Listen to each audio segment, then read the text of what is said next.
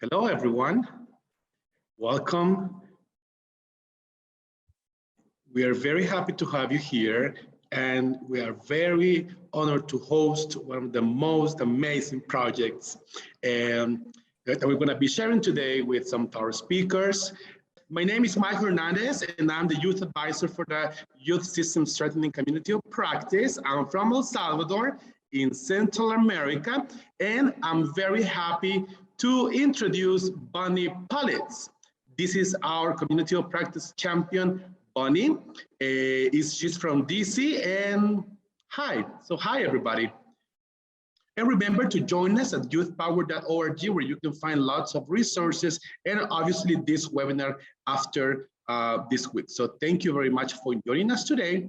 And remember, feel free to post any question in the chat and write your name and the organization, the country where you join us from. Thank you to all that have been joining us since we started. Thank you, Guadalupe, Bonnie, Stephanie, Paul, James, Lydia. Thanks everyone for joining us today. So next, please. All right, Bonnie. Okay, so welcome everyone. I'm happy to do this together with my colleague Mike. So we're doing the introductions. We're going to have an overview of the Youth Systems Collaborative Framework and our community of practice. We'll meet Joel Miranda from the Aspen Institute, and then he will provide, along with some of his partners, an overview and some lessons learned from the Global Opportunity Youth Network. We'll have some time for question and answers, and then we'll close up. So we will do this by 11 o'clock. It's a short time, we get a lot done. So let's move on to the next slide. So the Youth System Strengthening Community of Practice is a space that we've been trying to create over the last couple of years for people to come together to share what they're learning about actual systems change. Systems, whether all systems, any and all systems that impact, work with, engage, partner with young people that are making sustainable changes that will last beyond the work of any one program. So that's been what we've been trying to do. And we've been using a framework from the Youth Systems Collaborative that I'm part of, along with many other organizations, where this framework has been created to let people have an opportunity to tell their stories in a way. So it focuses on these outer rings of policy and resources and services and practices, norms and mindsets, and then gets down to the core. Obviously, in the middle of all that is stakeholder collaboration and how that's working. And from that, how vision and goals, data, evaluation, learning, building capacity, and mapping systems, how all of that is coming together to make these sustainable changes that we need to impact millions of young people in each country. Next slide. And these are the members of the Youth Systems Collaborative. You may know some of we come together, we share our stories, and we try and push out learnings to the broader world so that we can, go forward. Okay. I want to introduce Joel Miranda. I'm very excited. I met him a long time ago when he was with Youth Build, and now he is with the Aspen Institute. And he is a senior advisor and working on the Global Opportunity Youth Network around leadership issues and youth participation and engagement. And I'm really excited to introduce him, have him give an overview of the work, and then ask him to moderate a panel with some very wonderful people doing great work in India. So Joel, there you go. Great. Thank you. Thank you, Mike. Thank you, Bonnie. Really excited to be with you all. As Bonnie mentioned, my name is Joel Miranda. I work with the Global Opportunity Youth Network housed at the Aspen Institute. And I'll share a little bit of just a very little bit of background on the GOYN, as we call it, or GOYN, depending on where you are in our network.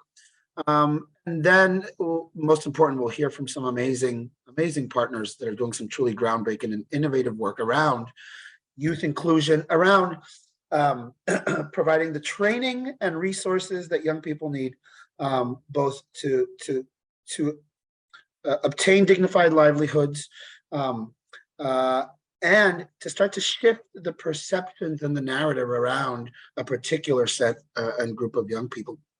But we can advance to the next slide, please. So again, from Global Opportunity Youth Network, if you want to learn more beyond what we share here in this brief overview, please visit goyn.org. You'll get to meet the team, meet the communities we partner with, and meet some amazing young people and partners that are part of our global network. Next. And so, at the GOYN, we have an ambitious plan to catalyze change for hundreds of thousands of young people. But our vision is to ensure that global opportunity youth, so young people between the ages of 15 and 29 who are not engaged in employment, education, training, or engage in meaningful leadership activities, have access to dignified, productive, and sustainable entrepreneurship and employment pathways.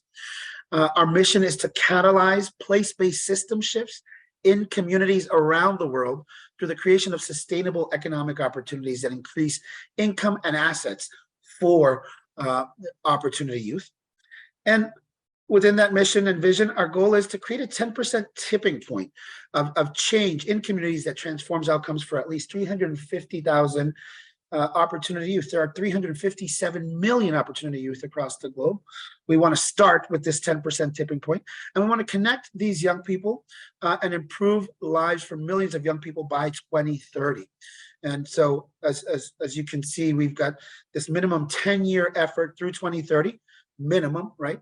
And it's aligned with local development plans and the 2030 Sustainable Development Goals. And I'll just quickly share sort of some of the ways in which, which we're carrying this work out. The first, and it's not on your screen, but the first is that we take a place-based collaborative approach, working with local partners and young people themselves to design for scale, coordinate with local employment ecosystems, customize youth employment strategies to local needs and current and future market demand, and advance a suite of solutions to youth employment and entrepreneurship. Second, we take a movement building approach where we reinforce a global narrative that reflects the full value of investing in young people, and we engage new partners and advocates and investors to advance greater economic opportunity. And critical and central to this movement, right, are our anchor partners in community and the young people themselves that we engage as critical partners and equal stakeholders and design partners in this work. We're building a learning network to disseminate high quality research, evidence, and best practices, and building community of practices both within communities that we are partnering with and across a global network. We are working to mobilize diverse and innovative sources of global and local financing to increase investment and support of economic opportunity for opportunity youth. We're building community capacity to adapt data-driven approaches to problem analysis, collaborative decision-making, and strategic planning. And my, personally, as the person advising on youth and global youth engagement and leadership, my favorite pillar, which is the youth voice and leadership pillar, which centers the perspective of young people in the creation of solutions, partners with a global network of opportunity youth leaders to share learning, actions, and innovations, and links young people to the resources, support, and allies to build youth agency. And so all of this work that we do is built on a foundation and a cross-cutting sort of pillar of equity of access and opportunities. Young people are brought in both as the design partners and are connected to the opportunities they need to continue strengthening their capacity and abilities to both secure meaningful and dignified livelihoods, and to also lead and advocate for change in their communities with community partners, with institutional leaders, leading to a shift in the way young people are viewed, engaged, invested in, and really tapping into that potential and that power that young people have. We can go to the next slide. And so we are working currently across 3 regions: Latin America, Africa, and India, and currently with 3 communities in each region and 9 anchor partners that you see here on the screen. All are community-based organizations that are working at the community level, right, to both implement and adapt both the collective impact model and the GOYN approach, and partner with young people to design locally sourced and locally relevant solutions to youth unemployment and to help build youth agency.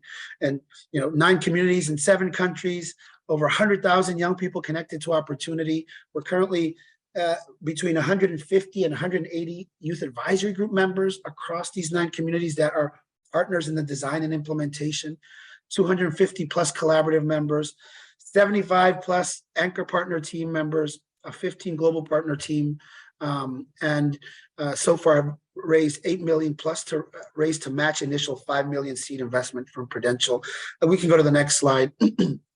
And so this effort is being carried out at a global strategy partner level between the Aspen Forum for Community Solutions, Prudential, Global Development Incubator, Youth Build International, Accenture, and Catholic Relief Services. And here are some of our funders who are really investing in both this work to create and scale solutions to youth unemployment and also build youth agency and leadership.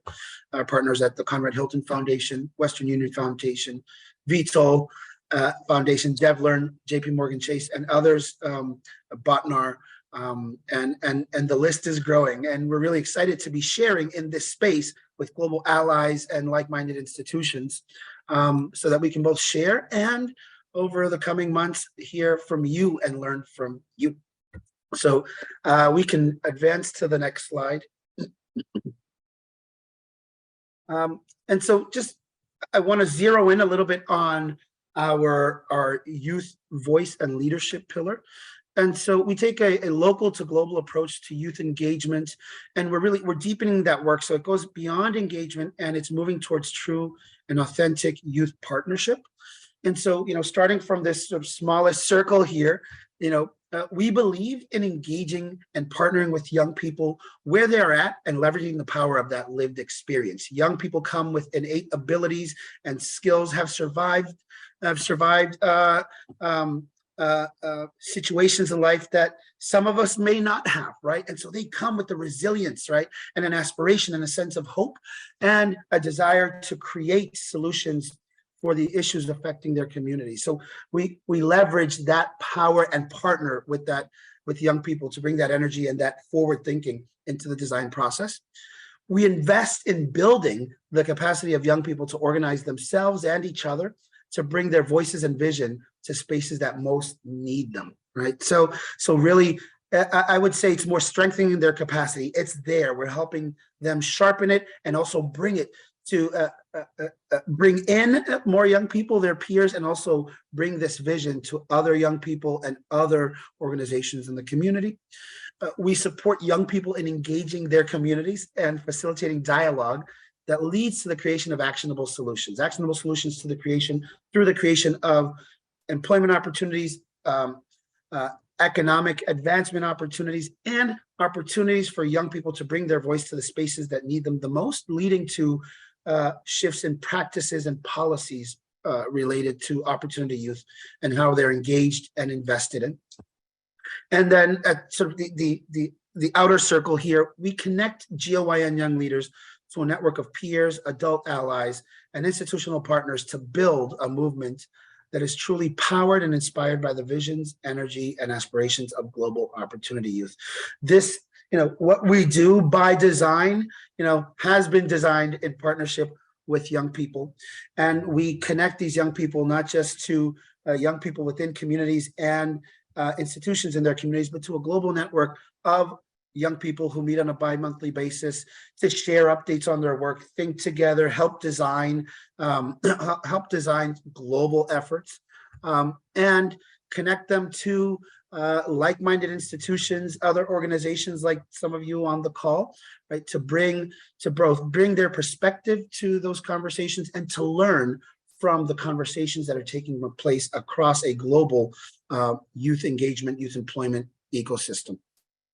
And again, we do this sort of with these 3 main principles you see at the bottom, and all of this on a cross-cutting pillar and foundation of equity of access and opportunities. I think in terms of an overview for GOYN, It's a very, very fast and short one. Again, I would encourage you to visit www.goyn.org to learn more, see more, and hear more. There are some great videos on the site. So we can go to the next slide.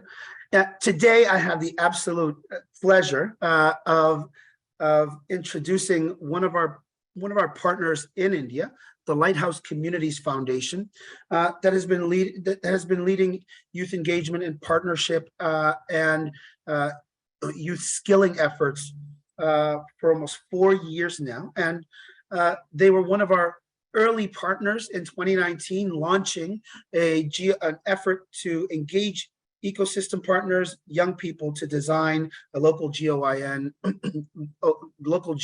model that would bring together stakeholders from across the community to design and scale employment and economic opportunity pathways. Early on, the team at the Lighthouse Communities Foundation formed a youth advisory group that from its outset had been talking about the ways in which young people from some of the most marginalized segments of the opportunity youth population could and should be engaged.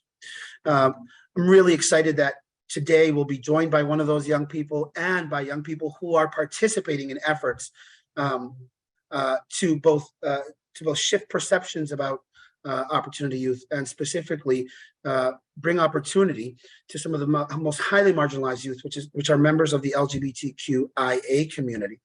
And so earlier this year, as in a little over a month ago, the Lighthouse Communities Foundation successfully completed what they're calling a special batch for the LGBTQ community, starting with a group of young people, 12 young people who successfully made it through a 44-hour skilling and training course and were successfully placed in employment both with local government and local businesses. And so today we're going to hear a little bit more about that effort, meet young people who are leading around this issue of this topic of inclusion of young people from the LGBTQIA community, and hear from both some of the public and private partners that have been part of this effort. So we can go to the next slide, please. So I will be joined today by 5 amazing individuals. I'll simply list off and then we'll dive right into the conversation. The first is Pritesh Sanjivani Chandramani, who is Head of Youth and Inclusion at the Center for Youth Development and Activities, CYDA, in Pune, Maharashtra, India. The second is Shrutika Pratamesh Mungi, Center Head for the Pimpri Lighthouse, one of the lighthouses of the Lighthouse Communities Foundation in Maharashtra, India. Milan, who's a program contributor and participant of this innovative program and leading some great work with the LGBTQIA community in Pune. Rupa Taksal, who is a graduate of this first cohort and is a security guard at the Pimpri Chinchwad Municipal Corporation in Maharashtra, India, and by Vijay Wavre, a CSR executive at the Pimpri Chinchwad Municipal Corporation in Maharashtra, India. And I'll just share that the Pimpri Chinchwad Municipal Corporation, or as you may hear us refer to them as the PCMC, are the offices of local government in the community. And so this is, for all intents and purposes, local government that they are partnering with. So we can take this slide off. I'm going to turn to Pritesh first. Sure, yeah. And if I want to make sure I have speaker view so I can see our fabulous speakers in all their glory. Pritesh, how are you today? So great to have you with us. Yes, I'm doing well. Great. What about you? I'm great, thank you. Even better because I'm with you and our friends from Pune. Pritesh, I met you 3 years ago, 2019, as the youth advisory group in Pune was launching, and you brought a very unique and particular voice to the early conversations. You brought your own voice and the voice of the young people you work with. And you work specifically with young people who are members of the LGBTQIA community. And you yourself are a member of that community. And you're leading efforts to educate, educate the community and promoting of LGBTQIA youth. Can you share a bit about sort of, your experience coming into this work, right? And how you've been leading to promote that inclusion and equity of LGBTQIA youth. Very important to hear some of this background because it all informs, the work that is happening. Over to you, Pritesh. Okay. First of all, thanks to Joel. And am I audible? Yes. Yeah. Okay. And hello, everyone. Good morning and good evening to all of you. First of all, colorful hello to everyone from my side. So myself, Pritesh, Joel already introduced me. So Joel asked me about my experience. So in my childhood, I was thinking that I'm different person. So from my small age, my behavior like so girlish, and I love to play with the girls, talk with the girls, be with the girls. So when I was in third standard, I was I abused by my known. That time was very difficult for me. I was in depression till seventh standard, till my seventh standard. Then I'm wondering myself, being alone myself. Then I was interested in boys and girls, that both biological sex. So, but I was still in confused. So one day when I was in 10th standard in summer vacations, uh, I, I, co- I tried to commit suicide. So that time, the that period, uh, so difficult period for me. So sorry guys. Sorry. Yeah. So that periods that's this period was so difficult for me, but that period my family support me a lot. They pulled me out of this situation. When I was in um college, I'm doing my graduation. I discovered myself. I'm trying to struggling for my existence. So then I decide to work for the community. Like many of confused youth like me, uh, they want something. I think counseling from counseling. So I came into the social field. Then I did master in social work. Did specialization in sex education. Through this sex education, me as an individual and as an organization, we conduct awareness sessions, various awareness sessions like on sex, gender, sexuality, reproductive health, sexual orientation, gender identity, then expressions from the community at the school level and the community level, and for the specific one LGBT groups also. Then in the COVID pandemic, um, we have done relief for 3,000 plus LGBT people from the organization and individual. So we did a relief work. Then currently I'm leading one unit, inclusion unit. So I'm working with the LGBT community plus youth, sex workers, people with disabilities, youth, and youth in conflict situations. So now we are working for rights and livelihoods. Also, we're doing entrepreneurship training program for the LGBT community people to the bring into the mainstream purpose. So that is the small story from my side. So thank you so much. uh, you say small, I say powerful. So thank you, Pritesh, for sharing a bit about your experience. And there's something you said there about struggling for my existence, which was so powerful, right? Because that's really all we all want. We want to exist. We want to succeed. We want to thrive, right? It's a very common human desire. And, at some point you felt like you were struggling to do that. And I'm so glad you found yourself and that you're leading and that you're supporting other young people. Thank you for everything you do, Pritesh. I continue to be honored to Thank you know so you. much. Thank you. So here you hear from a young person who has gone through this, who is now working to promote inclusion. And Pritesh has also been engaged with our partners at the Lighthouse Communities Foundation, helping to design youth employment and engagement pathways. And now I want to turn to one of the center heads with one of the lighthouses, the Pimpri Lighthouse in Pune, Maharashtra, and my colleague and friend Shrutika Mungi, who is the center head at the Pimpri Chinchwad Lighthouse. And Shrutika, I've got to get that right. Thank you again for joining us and for being part of this conversation. At the Pimpri Lighthouse, you're leading this groundbreaking and innovative project that's providing young people who identify as LGBTQIA+ with the necessary training, mentorship, and connection to local government and employers who you are partnering with to place these young people in meaningful jobs. Can you share a bit about why the Lighthouse Communities Foundation decided to launch this project and what the response has been from young people and partners in the community? And I know you've got tons of great additional things to share related to this project. So we'd love to hear more from you about, how this started and what the response is. Sure. Okay.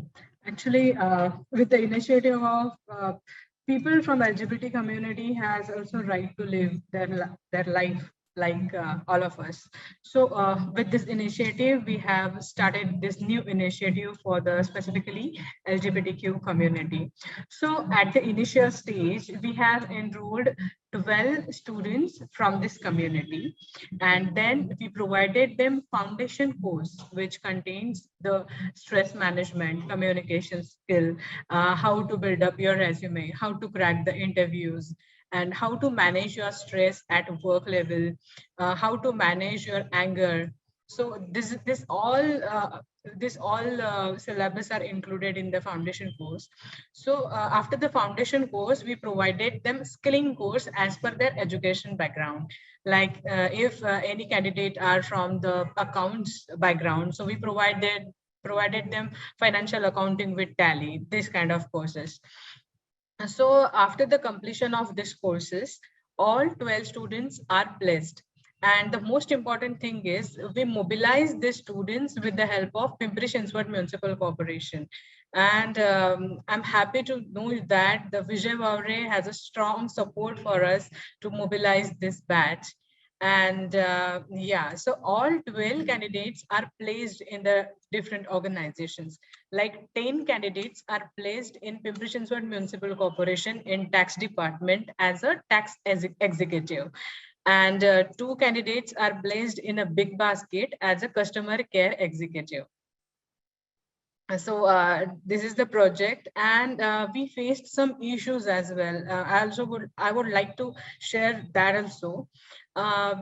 Initially, we collaborate both the batches, like male, female, and LGBTQ community. But after 2-3 days, we started collecting some negative feedbacks, like male, female candidates are said that please create their separate batches. We are not comfortable with them, or somebody says that my parents are not allowing me to work with them or sit with them. So after that, we started counseling to male and female candidates that they are also the part of this society. This is our responsibility to give them comfortness, but somehow people are not willing to sit with them or ready to do a foundation course with them. So due to we need to really sort of this issue. So we created a separate message that we are creating this kind of message, this kind of batch. So those who want to work with them, those who want to give a company to them, you can enroll. So many volunteers are repeat their foundation courses to just give a company to them, and I'm very proudly say that the 20 students are enrolled for the same batch just because of giving the company to them. After previously they have already completed their foundation course, but still they re-enrolled just for them, giving the company to them. So this is best thing which I want to share with you all. Yeah, so this is the experience, and I'm happy to share with you all my 12 stars. 12 stars are doing well, and I really received the great feedback from the employers that all are doing their great jobs, and I'm very proud of them. Thank you, Shrutika. And just to reiterate that the graduates of the first cohort signed up for the second cohort to provide accompaniment and mentoring and follow up with your current the members of the current cohort. Very, very powerful. So you're not only placing young people in employment, but you're building a cohort of mentors. So just very powerful. Thank you for all that you do. I'm keeping an eye on the time, so we want to keep it moving. I'm going to turn to another friend and colleague on the line, Mr. Vijay. Vijay, are you still there? I believe so. Vijay from the Pimpri Chinchwad Municipal Corporation. Vijay, I'll ask you this question, and if I'll ask everyone to start limiting their answers to about 90 seconds. Vijay, you represent local government at the PCMC, at the municipal corporation, and we learned from the Lighthouse team that it was local government offices, so it was your office that suggested this program, and specifically to engage the LGBTQIA plus community. It's not often that local government initiates this type of program. Can you share a bit about why the PCMC decided to take this very important step to create this type of program for a group of young people that have historically been among the most marginalized and disconnected in that community? Over to you, Vijay. Thank you. Thank you for this opportunity. Let me just make one sentence before I begin. India is known for diversity, and the idea of India itself cannot have an idea of India without inclusivity and diversity. So I want to make this point, and diversity is very much in the DNA of India. And of course, there is a discrimination, and there are various reasons for that. We recently demolished one 377. You must be knowing about that, which was sort of injust to our state from this community. So with this background, government has now taken various steps to